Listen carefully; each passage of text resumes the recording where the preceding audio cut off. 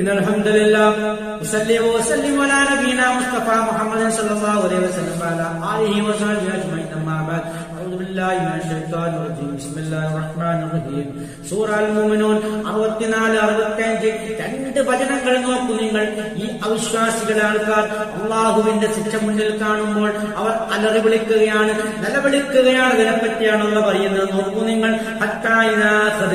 അങ്ങനെ നാം പിടികൂടുമ്പോൾ അവരുള്ള സുഖ്യന്മാരെ എന്ന് പറഞ്ഞാൽ ഈ ഐഹികമായ ദുനിയാവിന്റെ സുഖ സന്തോഷങ്ങളിലും ആഡംബരങ്ങളിലും അതുപോലെ കളികളിലും വിനോദങ്ങളിലും ഒഴുകിക്കൊണ്ട് കഴിയുന്ന ആ സുഖ്യന്മാരെ നാം പിടികൂടുന്നതായാൽ ബില്ലദാബി ശിക്ഷ കൊണ്ട് എന്ന് പറഞ്ഞാൽ അള്ളാഹുവിന്റെ ശിക്ഷ കൊണ്ട് അവരെ പിടികൂടുന്നതായാൽ ഇതാഹും അപ്പോൾ അതാ അവർ നിലവിളിക്കുകയായി, അവർ നിലവിളിച്ചുകൊണ്ട് അലറി വിളിക്കുകയാണ്.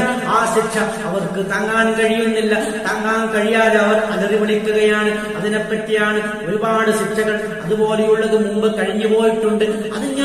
അതിലേക്കൊക്കെ സൂചന നൽകുന്ന, വെളിച്ചം നൽകുന്ന ചില കാര്യങ്ങളാണ്. ആ ചരിത്ര സത്യങ്ങൾ, യാഥാർത്ഥ്യങ്ങളാണ് അല്ലാഹു സുബ്ഹാനഹു വ തആല വെളിവാക്കുന്നത്. അതിലേക്കുള്ള സൂചനയാണ്. അതിനുശേഷം അശ്റാബ് സഭയിൽ നടക്കുന്ന കാര്യമാണ് അടുത്ത ആയത്തിൽ പറയുന്നത്. വലാ തജ്അറുൽ യൗമ, ഇന്നേ ദിവസം നിങ്ങൾ നിലവിളി കൂട്ടേണ്ടതില്ല എന്ന് പറഞ്ഞാൽ ഈ മഹ്ശറിൽ നിങ്ങൾ നിലവിളിക്കേണ്ട, ആർത്തട്ടഹസിക്കേണ്ടതില്ല. എന്നക്കും നിശ്ചയമായും നിങ്ങൾ മിന്നാ നമ്മിൽ നിന്നും ലാ തുൻസറൂൻ സഹായിക്കപ്പെടുകയില്ല. യാതൊരു സഹായം നിങ്ങൾക്ക് നിങ്ങളെ സഹായിക്കാൻ വരികയില്ല. പിശാചിന്റെ പ്രേരണ മൂലമാണല്ലോ നിങ്ങൾ ഇതൊക്കെയും ചെയ്ത്. ആ പിശാച് വന്നുകൊണ്ട് നിങ്ങളെ സഹായിക്കുമോ?